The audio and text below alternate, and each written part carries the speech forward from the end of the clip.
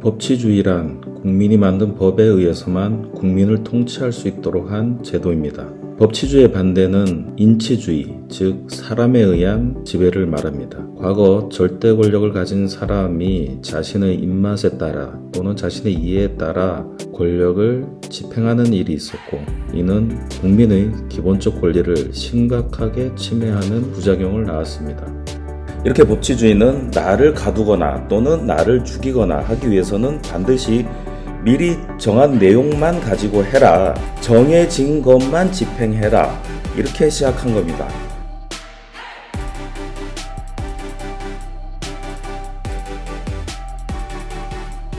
이러한 법치주의는 그냥 얻어진 게 아니죠. 사람들의 희생이 따랐습니다. 이러한 희생에 따라 현대 문명 국가 대부분은 법치주의 국가가 됐습니다.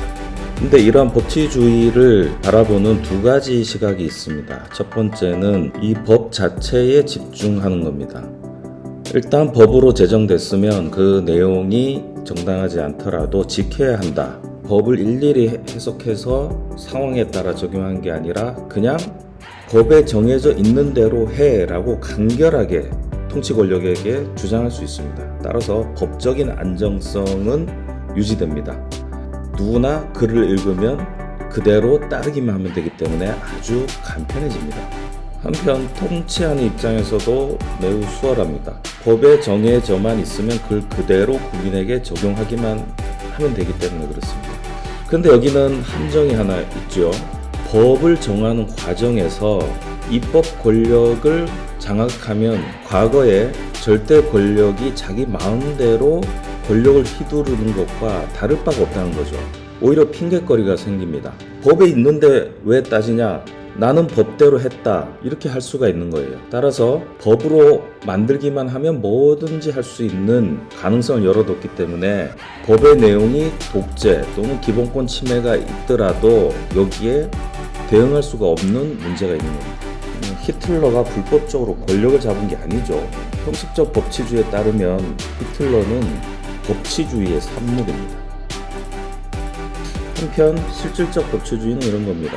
왜 우리가 법치주의를 했는지 돌아가 보자 이겁니다. 원론으로 돌아가 봤을 때 우리의 생명 신체의 자유를 침해받지 않기 위해서 법치주의를 한 거잖아요. 그렇게 도입한 법치주의가 법치 자체가 목적이 아니라 법치를 해서 이루려는 목적이 뭐냐? 내가 인간답게 살고 싶다, 이겁니다. 따라서 비록 법으로 되어 있더라도 그 본질을 벗어나면 그 법은 무효다, 지킬 필요가 없다, 이렇게 하는 것이 실질적 법치주의입니다.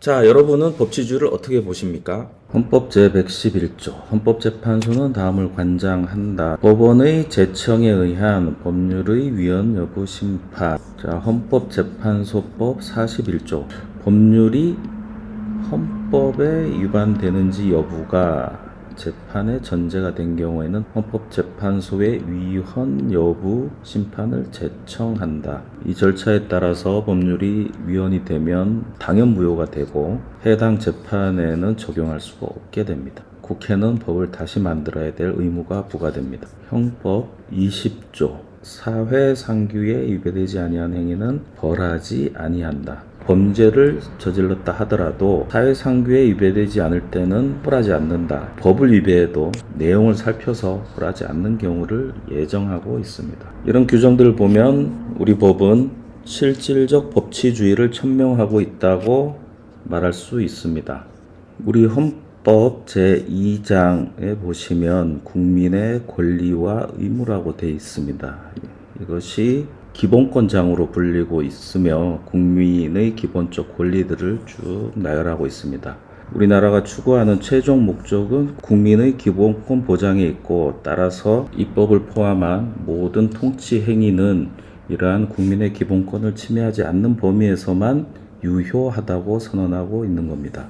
이러한 제도가 더욱더 활발히 이용되고 안착하기 위해서는 국민 여러분의 기본권 의식, 그리고 이를 위한 공부가 필요할 것입니다.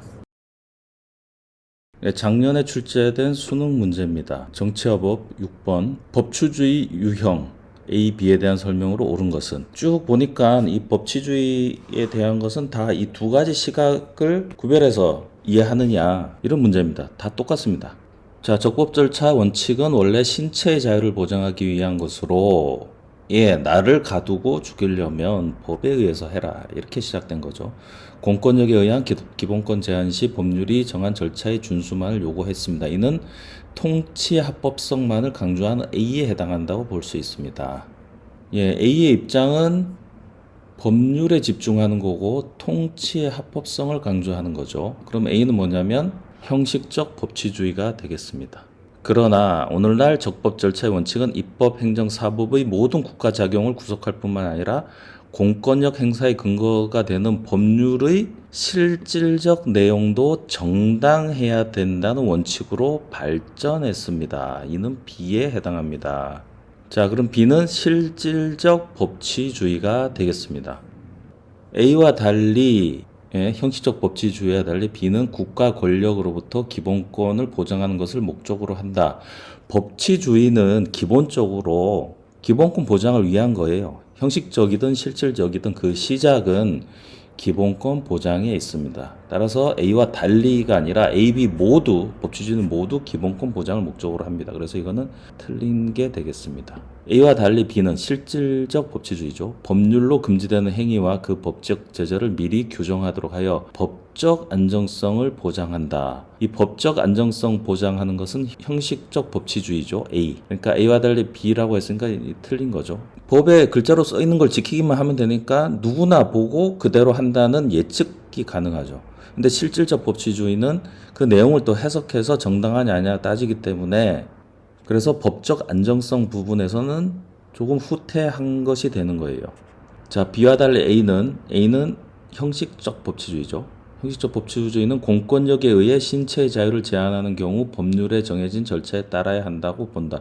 이건 둘 다 마찬가지예요. 그러니까 결국 법치주의라는 게 나를 가두거나 나를 죽이거나 할 때는 미리 정해 놓은 것만 집행해라 이렇게 한 겁니다.